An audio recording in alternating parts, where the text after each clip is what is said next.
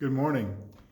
Today is Wednesday, and we're actually looking back on yesterday's election, our national election. I will have to confess, however, that I'm recording this on Tuesday morning, just before noon. 24 hours ago is when I'm recording this. And so therefore, I have no idea what the outcome is of the election, or if there even is an outcome of the election yet. What I do know is that as you got up this morning, the sun rose. No matter how you voted, God is still in heaven, and the birds were still singing, and life goes on, and it will go on. And Jesus Christ is still King and rules on his throne. I saw on social media this past week, someone mentioned that we live in a land of the free. And I totally didn't even think anything of what they wrote. And then suddenly 2 or 3 different people responded, which is typical for social media. It's, oh, we don't have any freedoms here. Our freedom of the press is gone and this and that. That was coming from kind of a conservative person. And then somebody more on the liberal end of it said, oh, well, we don't have any freedoms because people are still incarcerated in jail and all this, And so everybody has a different view of what freedom is. I think we could all agree that I'm guessing if I put 50 people in a room and ask them what freedom is, I'd probably get 50 different answers. Because freedom is one of those terms we have a vague understanding of what it means, but not a complete understanding of its significance. The reality is that freedom is a relative term. It means different things or varying degrees of freedom. To some people, freedom is not being in slavery or not being in a concentration camp. Or, to me, that is freedom. But for other people, people have been oppressed in one way or another, racially oppressed. And so that's the kind of freedom that I don't understand because I've never had to face that. And so we can't really come down on the side of judgment toward people who say that they're not free. There's also people who are not free from addiction, that they're in bondage to one drug or another, alcohol or drugs. And so freedom is a very relative term. Now in 2 Corinthians 3:17, Paul says, now the Lord is the Spirit, and where the Spirit of the Lord is, there is freedom. Freedom is related to the Spirit of the Lord in this particular context. Where God is, there is freedom. Freedom means a sense of security, a sense of well-being, a sense of justice, that everything is okay and God is in his heaven. Freedom is being allowed movement and space. It's not being confined to a jail cell or shackles. Freedom is being allowed to give our voice to the issues of life, where we're not bound by where we have to keep our thoughts to ourselves. We are free to express ourselves. That's all, of course, indicated in the First Amendment rights in the Bill of Rights. Well, John 8:36 goes on a little bit further and says, so if the Son sets you free, you will be free indeed. So freedom comes by way of the cross, that we're not free unless we have experienced the cross of Jesus Christ.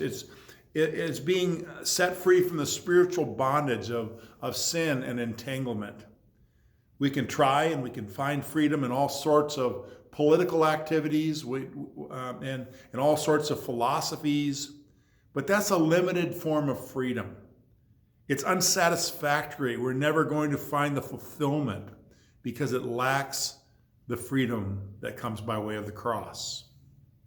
Psalm 119:45 says, I will walk about in freedom, for I have sought out your precepts. That is the fullness of freedom, is that walking in step with God, in obedience to God, realizing that God has a path, a code by which we should live, so that we can discover true freedom. People can seek out and discover some form of political or social freedom, but that does not set the soul free. It's incomplete, and the struggles will continue with constant dissatisfaction and frustration.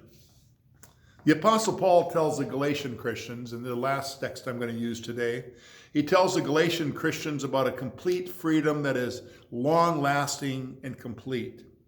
It's related to righteousness and obedience to Christ. Two things we know for sure that have been predicted about this election this year. And you've heard this, and I've heard this. The first is that it's expected that we will not know who the winner is on Tuesday night. Now, as you view this, and if you do know who the winner is, well then, I was wrong, and so are all the predictors. But the second thing that has been predicted about this particular election is that there would be some civil unrest, and those who have lost the election would not fade quietly into the annals of history. That we already have seen that shops have been boarded up, cities have been bracing for this unrest that's coming. It's not a concern to me that these kind of violent and destructive protests happen, because that's just the way human beings are. That's human nature. That's sin, is to go in and destroy property. But what's disturbing to me is some of the justifications I have heard by people who are Christians about these kinds of protests where property is destroyed. See, freedom, as I've just read in these passages today, flow out of righteousness, not destruction, not lawlessness. That's the biblical answer to freedom. Liberty is not the product of lawlessness and unrest. Martin Luther King Jr. made that very clear, and he fought hard with this message of peace and civility. As Christians, so should we. So listen to Paul. Galatians 5:13 and 14, Paul says, "You, my brothers, were called to be free, but do not use your freedom to indulge the sinful nature. Rather, serve one another in love. The entire law is summed up in a single command: love your neighbor as yourself." Freedom brings out a special gratitude to me. Touring the former communist countries of Hungary and Slovakia and Poland and the Czech Republic a year ago this last summer, Grace and I traveled through those countries, and it brought out a couple of strong emotions. First of all, it brought out the sorrow of the people that had to go through both the fascist era followed by the communist era. It gave deep sorrow to what they had experienced. But it also gave me a very strong emotion of gratitude that I live in a nation that is free. I believe we do live in the land of the free. It's not a perfect freedom. Freedom is never perfect. And nevertheless, we are a land where freedom is the opportunity that we give to it. May God bless you today. Amen.